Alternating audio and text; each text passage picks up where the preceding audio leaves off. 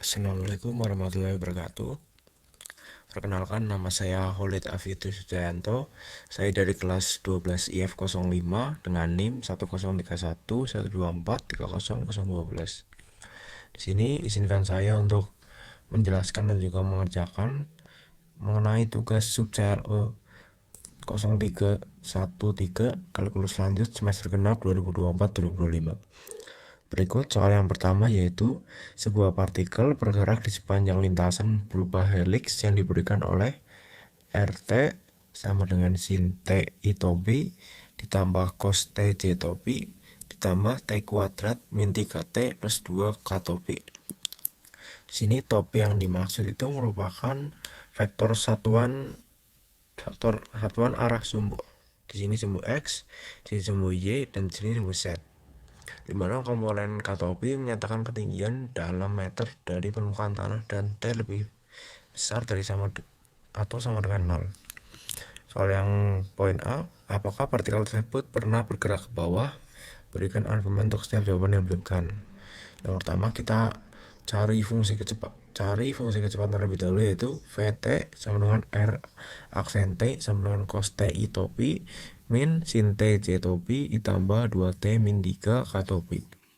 Selanjutnya untuk komponen vertikal kecepatan, yaitu Vz T sama dengan 2T min 3. Lalu partikel bergerak ke bawah jika Vz T itu lebih kecil dari 0, yaitu 2T min 3 lebih kecil dari 0 dan T lebih kecil dari 3/2. Karena T lebih besar dari sama dengan 0, maka partikel bergerak ke bawah pada interval 0 lebih kecil atau sama dengan T lebih kecil dari 3/2. Selanjutnya soal yang poin B, apakah partikel tersebut pernah berhenti bergerak? Berikan argumen untuk setiap jawaban yang diberikan. Partikel itu bergerak jika Vt sama dengan 0, yaitu semua komponen sama dengan 0. Syarat-syaratnya yang harus dipenuhi secara simultan itu merupakan semua syarat harus dipenuhi dalam waktu yang sama, yaitu yang pertama cos T sama dengan 0 dengan T sama dengan pi/2 ditambah NP dengan N bilangan bulat. Selanjutnya yang kedua min sin T sama dengan 0 dengan T sama dengan NP dengan N bilangan bulat. Yang ketiga 2T min 3 sama dengan 0 dengan T sama dengan 3/2. Lalu karena tidak ada nilai T yang memenuhi ketiga syarat tersebut sekaligus, maka partikel tidak pernah berhenti bergerak. Selanjutnya poin yang C, pada waktu berapa partikel mencapai posisi 12 meter di atas tanah? Yang pertama, kita mencari komponen vertikal posisi tersebut, yaitu Zt sama dengan T kuadrat min 3T plus 2. Lalu saat ketinggian 12 meter, yang artinya T kuadrat min 3T plus 2 sama dengan 12, bisa disederhanakan menjadi T kuadrat min 3T min 10 sama dengan 0. Lalu menggunakan rumus ABC, yaitu T sama dengan 3 tambah kurang akar 9 plus 40 bagi 2, jadi 3/7/2, sehingga diperoleh T-nya itu sama dengan 5 atau T-nya sama dengan min 2. Lalu karena aturan T itu harus lebih kecil atau sama dengan 0, maka nilai yang valid itu hanya T sama dengan 5. Lalu selanjutnya partikel mencapai 12 meter pada waktu T sama dengan 5. Selanjutnya poin yang D, berapakah kecepatan partikel saat berada pada ketinggian 12 meter dari tanah? Dari soal sebelumnya yang poin C, diketahui bahwa T-nya itu merupakan 5. Lalu kita substitusikan ke fungsi kecepatan, yaitu V T-nya di sini 5 sama dengan cos 5I topi dikurangi sin 5J topi ditambah 2 kali 5 min 3 K topi. Disederhanakan menjadi V5 sama dengan cos 5I topi dikurangi sin 5J topi ditambah 7 K topi. Kecepatan partikel saat berada di ketinggian 12 meter adalah V5 sama dengan cos 5I topi dikurangi sin 5J topi ditambah 7K topi.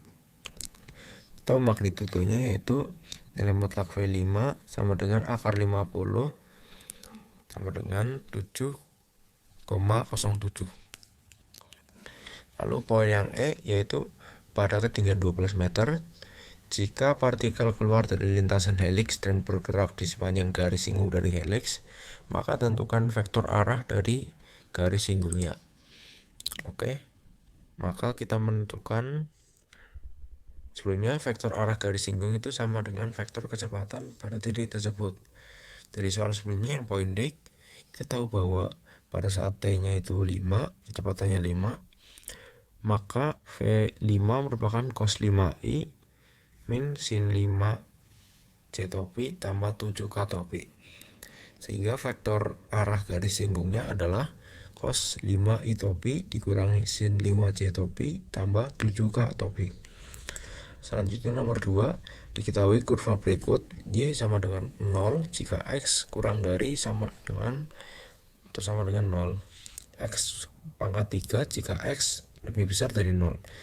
Soal poin A yaitu tentukan nilai y aksen jika saat x sama dengan 0. Pertama, definisikan turunan sebagai limit, yaitu y aksen 0 sama dengan limit h menuju 0 y 0 tambah h dikurangi y 0 per h.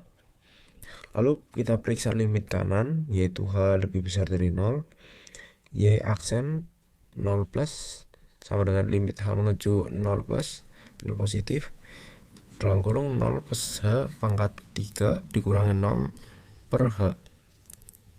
Limit h menuju 0 positif atau 0 plus h pangkat 3 per h, yaitu sama dengan limit h menuju 0 plus atau 0 positif h kuadrat sama dengan 0. Lalu selanjutnya kita periksa limit kiri, yaitu limit h lebih kecil dari 0, yaitu y aksen 0 min sama dengan limit h menuju 0 min 0 min 0 per h sama dengan 0. Lalu karena limit kanan dan kirinya sama, maka turunan di x sama dengan 0 adalah, sehingga nilai y aksen pada saat x sama dengan 0 adalah 0.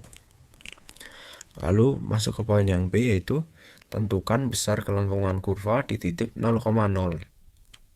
Rumus kelengkungannya sendiri K sama dengan y mutlak y double aksen per 1 plus y aksen kuadrat pangkat 3 per 2.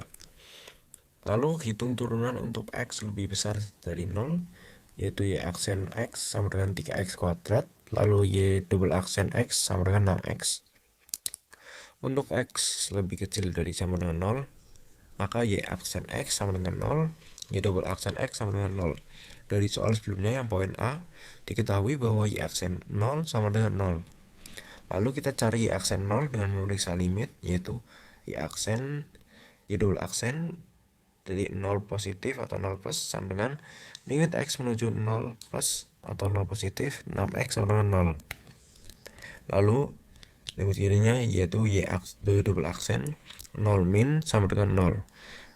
Lalu karena limitnya sama, maka y double aksen 0 sama dengan 0. Lalu kita substitusikan ke rumus kelengkungan, yaitu K sama dengan nilai mutlak 0 per 1 ditambah 0 pangkat 2 di pangkat 3 per 2 sama dengan 0. Sehingga besar kelengkungan kurva di titik 0,0 adalah 0. Sekian presentasi materi yang bisa saya sampaikan. Bila ada salah kata saya mohon maaf. Terima kasih. Wassalamualaikum warahmatullahi wabarakatuh.